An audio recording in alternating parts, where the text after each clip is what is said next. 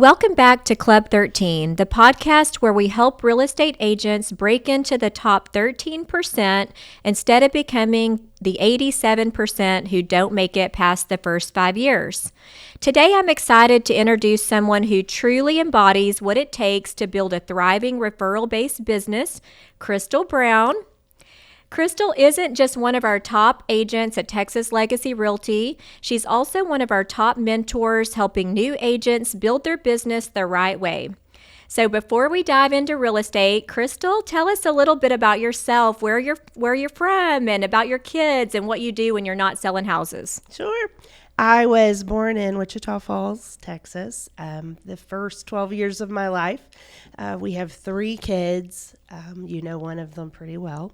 There's Tyson Kennedy, who works with us, and Tristan. And then they bring with them 2 daughter-in-laws, and 1 son-in-law, and 2 little 2-year-old grandchildren.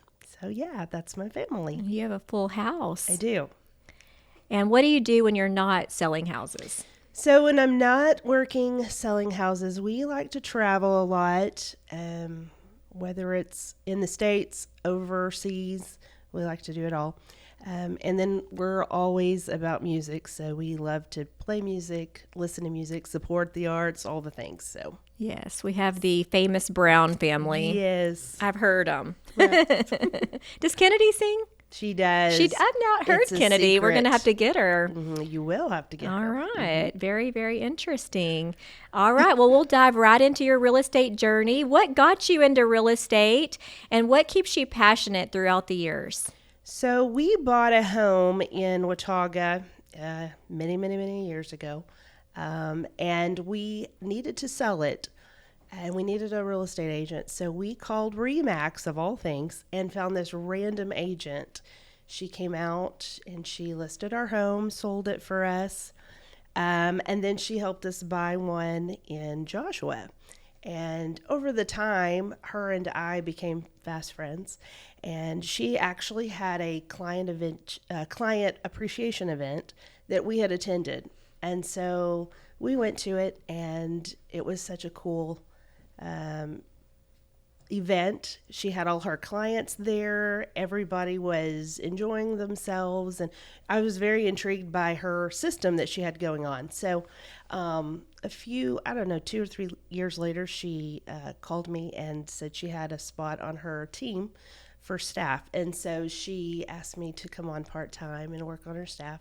So I did. And from there, Tracy showed me all of her systems and her processes, and I had realized what kind of success she had there in the business, and I was smitten. And so she talked me into getting my real estate license. So I did, and that was in 2007. And then in 2008 was when the big crash happened. So I had just gotten started, but I wasn't seasoned enough to stay abroad and stay in there with all the things happening in the market. So I popped out for a few years, went into aerospace, and I got into doing audits and quality inspections and control and all the things there in a little shop in Mansfield. And my time had kind of ended there, I felt like, in my career path. So I really wanted to get back into real estate. So I hopped back in, and Tracy, my agent, was still working and still doing her thing. And so I popped back on her team. And then from there, I got relicensed and stayed in a support role for quite a while. And then I decided to actually take the show on the road and do my own thing and start my own business. And so it led me here. The rest is history. And the rest is history. Here I am doing a podcast. Well, I thought you were going to say that you had like a bad experience with an agent, but it was a wonderful experience. So she was a shining example and made you want to really do it. So that's really cool. She did. So you built an incredible business largely from your sphere of influence. We need to get all the agents saying sphere. Sphere. Sphere. Was that always your focus, or did you figure that out along the way?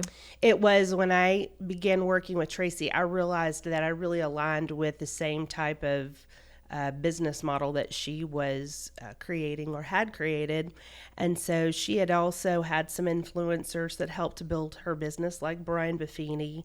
And along the way, even just recently, she mentioned Jared James and some other ones to be listening to, because that is those folks who have kind of helped pave the way to some of her success in the way she's built that referral business. And so I've kind of modeled myself after her in a lot of ways. I loved the relationship and the connection that she had with her clients. And so that's what attracted me to her business model. Well, and I know you personally, so I know how relational you are. So that's a gift that you have. So it just makes sense for you kind of always to do that. So for agents that are wanting to build a strong referral-based business, what are the things that they should be doing consistently in order to have a business like yours? I believe that to do something like mine, it's not a short game, it's a long game. And I believe the word consistency is the big key to all of it. You've got to be consistent in all your processes and your systems that you build inside your business. You've got to be intentional, and you've got to be disciplined about all those things. Again, it's the long game. It takes a while to reap the benefits, but it's there if you keep it going. Right. Well, what's your system for keeping in touch with your past clients and staying top of mind without feeling pushy or salesy with your sphere of influence? My sphere is very, they know I'm a phone call away. So I believe I have incorporated being a resource for these folks over time. So it's not always about real estate. It's about keeping in touch with them, finding things they need. Maybe it is real estate related, but just making sure I'm always keeping in touch, being resourceful for them when they're needing things. If someone needs a closing statement at tax season, they know it's going to take them 5 minutes and I'll already have it to them. So they just know that those things will happen with me, and I feel like that shows value, and I'm top of mind to them because those things have happened several times for many of those folks. You keep in contact with them. Yes. And are we going to get you on video doing your educational videos? We're about to all start that. Are we going to get you in here? I don't know about that. I think we might. We'll see. Yeah. We'll work on you. So many agents are focusing on getting new leads, but what they don't realize sometimes is their past clients may be the best source of their future business. What's one simple thing that an agent could do today to get more repeat and referral business? This business is unique because it brings about a different, I believe, a different perspective and angle. I believe if you can teach your first tier sphere, and what I mean by that is your husband, your kids, your best friends, your parents, all these folks, the referral dialogue, that those are the things that will build your business the fastest. Many times your family and your immediate sphere forget you do this for a living. And so you have to teach and train these folks, hey, when you hear people talking about real estate, remind them your wife, your mom, your daughter is in the business, and she can help you with whatever that conversation is about. And teaching them those things. And before you know it, business is happening. Right. That's a good point. I mean, I don't think I've done that. You made me think. I don't think my husband and my kids are trained. I need to work on that. We have in our business, we have our MVP program. Yes. And I think that we see a lot of agents, they just don't ask sometimes. Right. That's what I think about myself is when I'm working with the client or we're at closing, it's just asking them, do you know someone and it's going to buy or sell this year? And sometimes you just forget to do that or you feel pushy, but they're usually happy to help you because they were happy with your service. And that's a big deal. Right.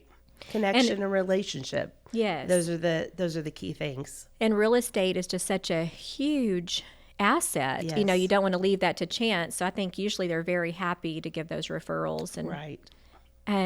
So we'll move on to the mentorship program.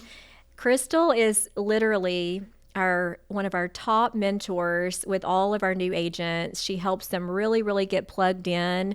She really helps them get their business going. And it's really fun to watch because that is not my gift. I will blow their mind. You're very patient with everyone. So what do you think are the biggest mistakes you see a brand new agent making? First of all, mentorship is so much fun because it is about the people. It's so much fun to see them succeed. So I don't know if it's the patience, but it's just the excitement of watching them succeed in what they chose to do for a living. But the biggest things that I see agents making is quitting too soon, and then floating along without any direction. So many times I'll see them, they get their license, they've joined us, and then they don't really have a plan and don't really plan to have a plan. And I think without direction and guidance and some type of path forward, that's a big problem. You're probably not going to make it in this business. There's got to be something, a path there created to know what you're going to do to be successful. Right. At least here at Texas Legacy, they're going to get that pressure. They are. We try not to let them Yes. just, be aimlessly or, wandering around and trying to figure out what they're doing. We try to make sure we set their business plan and get them on a path for mentoring. Yes. So what do you think separates the new agents that succeed quickly and those that struggle? What's the separator? I think the separator a lot of times is many new agents come in not recognizing this is a business. They kind of think it's still an employee-employer relationship, not realizing this is yours and success, failure is ultimately in your hands. And a lot of times that has to do with a self-starter trait. Sometimes that comes naturally, people. Sometimes it's got to be a learned trait. It could be a discipline trait that you don't realize you've got to be self-disciplined in some things to get things started and get going because it's all on you. Right. And so I think there's a lack of empowerment there early on that some of them struggle with, not realizing this is up to me how this goes. Right. I think you're exactly right, because when we see people that will come in and just take action, because it's right there. We tell them Yes. exactly, here's the path forward. And if they will take action, that self-starter mentality, the competitive, Yes. mindset, I think it does help, a Yes. lot of times. And we see people that just need to gain that confidence too. And it takes a little bit longer, but once they get it, they feel really good and Correct. they can really move forward. Absolutely. All right. So if you had to give a brand new agent, they just got their license, a 30-day game plan, what would it look like? It's awesome because it's on one piece of paper called the Greatness Tracker. And in that tracker says face-to-face appointments, 3 videos or some type of social content, do daily calls, do in-person meetings, host open houses, work on geofarming. I think there was add daily to your database, all the different things that are kind of core pieces to building this business. It's there. You just have to go in there and use it, be accountable to it, and it's the fastest way to get started in this business. Yeah, for sure. The Greatness Tracker is something that we have. It's just a checklist. And I don't even really know who made it. I think we just put it together from several things, but it does work. And the people that follow their Greatness Tracker have closings. Yes, they do. It's amazing. So we'll talk about a little bit of the industry changes throughout the year. You've been in real estate long enough to see it evolve. What is one major shift in how agents succeed today compared to when you started? The funniest thing about this to me is, because I've been in this a minute, it's technology, obviously. That's what has expedited the real estate field, in my opinion. But we had MapsGos when I first started.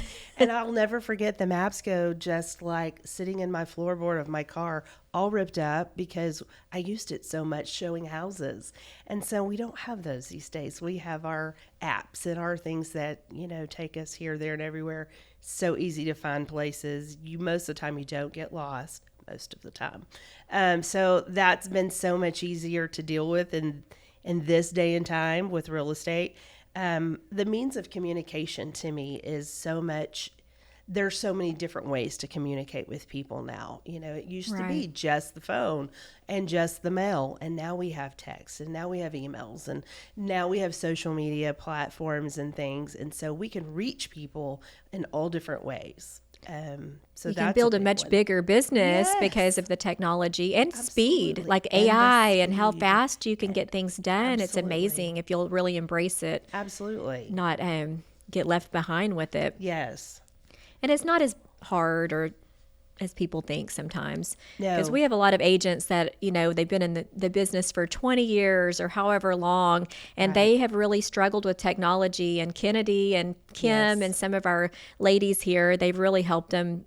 They're Yes. using chat They GPT and are. making video. I'm very proud of them. I think the biggest thing is that it's so overwhelming how many options you have. And so Yes. you have to decide which one fits you best. And then, yes, with the help of Kennedy and Kim and all the ones who are in the technology that we have here in our brokerage, it makes it easier to kind of streamline what works best for you. Right. And they actually get it set up for our agents, because Yes. sometimes when you buy new software now, it's like what What? our new commission software, we spent like 20 weeks every Yes. week setting it up ourselves. We should Yes. have gotten some kind of license for that. Well, okay. So we talked, okay, so the technologies what we talked about has changed the most. So what do you, and I have been hearing this a lot, and you can maybe attest to this, but with so many things, like video was a huge game changer the last few years, and just all the things that have changed. I feel like in 2024 and now going into 2025, every coach, every real estate professional, they're saying get back to basics. Yes. And so as we talk about the things that have changed, my question here is what's the same? And I personally feel like that's one of the things that are going back to how it was, going back to the basics. What do you think about that? I actually wrote that in my notes. I wrote that tactics will change, but the principles do not. The principles are always still there. Right. The fundamentals are there. How you get there is about what's new and what's the trend these days. And those things are always going to come and go. They're always going to evolve and change. But I think taking care of your clients and the level of service, and we almost lost our mic again, is what's very important. So are there any trends or common myths that you've been hearing about in the real estate industry that you think agents need to stop believing?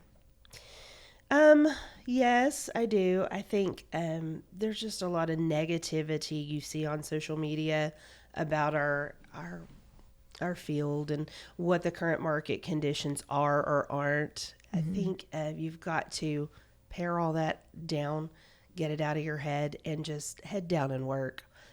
Things always ebb and flow in real estate. There's always peaks and valleys, and that's just this business. And I think you've got to get a lot of those things out of your head and just get back to work.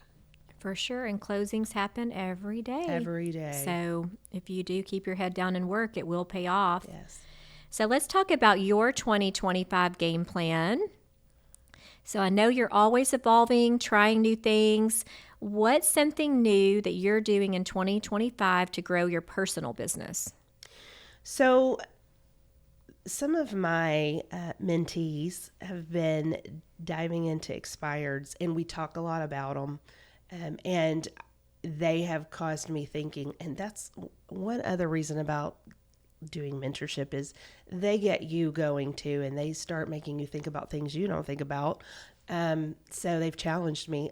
Some of these expireds that they are all calling on, we've kind of done some research on them and why they're expireds, what's going on there, what happened. Let's run comps on those types of things. And it kind of spurred it on in my own head that that's something I also need to be looking more into. And specifically in Glen Rose, that's where we currently live. And that's more my passion, is kind of bring it a little more small town, growing my business in the town that we live in and the community. And so that's one new thing I'm bringing to the table for my own business this year, is just kind of focusing on the expireds in our area and just kind of seeing what we can do in Glen Rose. Right. And I always feel like, I just feel like, you know how I feel, that cold calling is, you can't be in sales and not make phone calls. Right. So that's always the thing we try to make sure that Yes. agents understand, because there's so many people that think they don't want to do that. It scares them. And so we try to break through that right away. But I always feel like, especially when we call expireds, that we're helping them Yes. because, we're offering a great service, and Right. obviously it failed before. Right. And you'll see like the worst photos, the worst marketing, just the wrong price. Yeah. You see all kinds of issues, and we want to help them. So it's like we're Right. offering, listen, you have the best agent right here. Right. They're very, and so, very frustrated people. However, they're not frustrated at you because they wanted to sell their home. right. And so that's the part we have to not take personally and see if we can provide a solution for them. And we probably can. And it's very low hanging fruit because Yes. obviously that's their goal. They want to sell. There's something they want to do that's different. Exactly. So are you shifting anything on how you market yourself with social media, events, lead generation? We talked about the expired a little bit, but what about with social media or events? I'm actually trying to, back to the Glen Rose, I'm trying to get more into my community and grow that business, get involved in the events, and just get some exposure out there. We have our own office out there in Cottonwood Place, and so me and another agent, we've been trying to get out there, get to know people, let them know where we are, and just kind of see if we can drum up some business by the exposure. And that's kind of the thing we're doing this year. I feel like Glen Rose, they're having a lot more events, and it's just getting, I don't know, I feel like it's changing in a really positive way. Right. So we talked about how you built your business mostly through referrals. Other than expireds, is there anything else you're going to add as a lead source? Well, I have been working on my Google My Business page, and there's a little bit more to that than what most people think. So Yes, for sure. So we're trying to build that, perfect it, get some, maybe get some exposure there, and some traffic going there. See what we can gain through that. So people can Google Crystal and find Yes, you. It's really important, and there's a lot to it. There is. We have to teach full Google My Business classes. Yes, we do. It's a whole class. It's a whole class. What about a new habit or tool or system that you're incorporating in your business that you found that's cool? Well, apparently I'm doing a podcast. There we go. So here we are doing a podcast. I never thought I'd be doing one of these. So, trying new things that we've not done before. I'm not the new agents as far as age, but we've got to try new things in our own walk in our own careers. And so it's kind of cool to get out there and try things you've never thought you would ever be exposed to or experience. So pretty exciting. That is exciting. Yeah. So we do see this quite a bit with Texas Legacy. We see agents that have been in the business for a while. And so if an agent wanted to reinvent their business in 2025 and go just to the next level, what's the first thing that they should do? I would encourage them to join our sales force. Gina Childs is over that, and she is much like the greatness tracker. She has all the things there for you. She's someone you can go to and talk to on the days that you guys have the program. She can help get you set and organized and find out what it is you want to do, and she can help you with those tools and resources to start building that business. It's a great place to be accountable to. She'll make sure you're on task and that you're still achieving your goals. So it's a great place to be, kind of a low-key coaching system to incorporate in your business. Yeah, it's great. She shares, we coach with Tom Ferry, and she shares all of those strategies that are just up and coming, and just all the agents that are so successful that have different tactics. She shares all of those. Like you said, the accountability and leads. Mm-hmm. The people that show up to Salesforce get leads. Correct. So that's what's better than that. Yes. Okay, so we're going to do a fun rapid fire round. Are you ready? I'm ready. Okay, so what's one thing all agents should stop doing? Stop being negative. Have fun. Best closing gift idea. Anything at the Front Porch Designs in Glen Rose, Texas. Ooh. Favorite real estate book or podcast? I'm currently reading a book called The Power of One More by Ed Milet. And my favorite podcast, if anybody knows me, is Brian Buffini, It's a Good Life. Go-to coffee order before a busy day? Caramel macchiato at the Starbucks.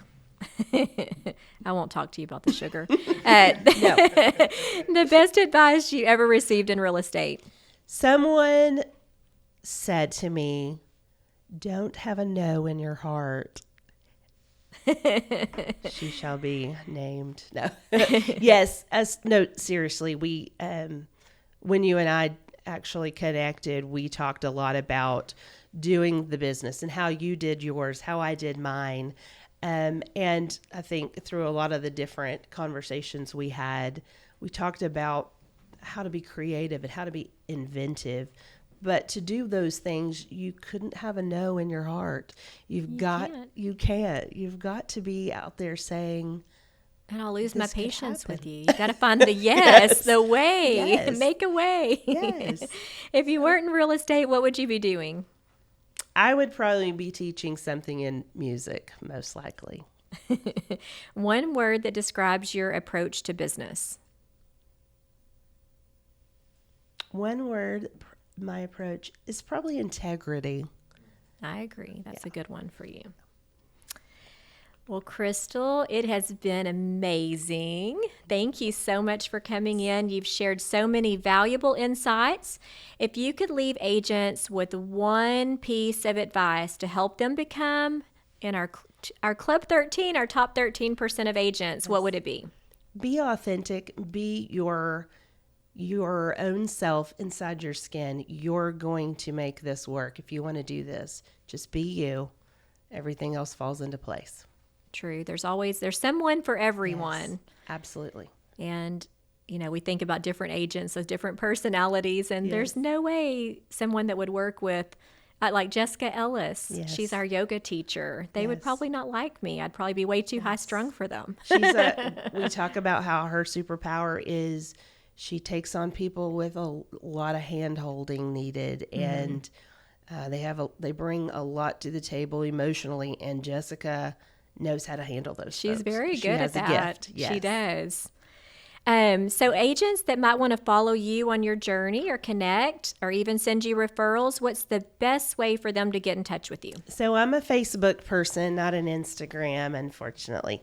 So you can reach me at Crystal Brown. What generation are you? You can probably tell. Crystal Brown at Texas Legacy Group. And then, of course, you can always get me at my email, crystal@texaslegacyrealty.com. And text me, phone me. Yeah. I'll take She'll it. answer. I'll answer. I bother her all the Answer time, all I day long. promise. So agents, if you're serious about being in the top 13%, listen to what Crystal just shared. It's not about chasing the next new lead. It's about building relationships, staying consistent, and always evolving. If you got value from this episode, share it with another agent who needs to hear it. And if you're looking to grow your business, Texas Legacy Realty is always looking for agents who want to thrive and not just survive. Reach out and let's talk about how we can help you build your best business and have your best year ever.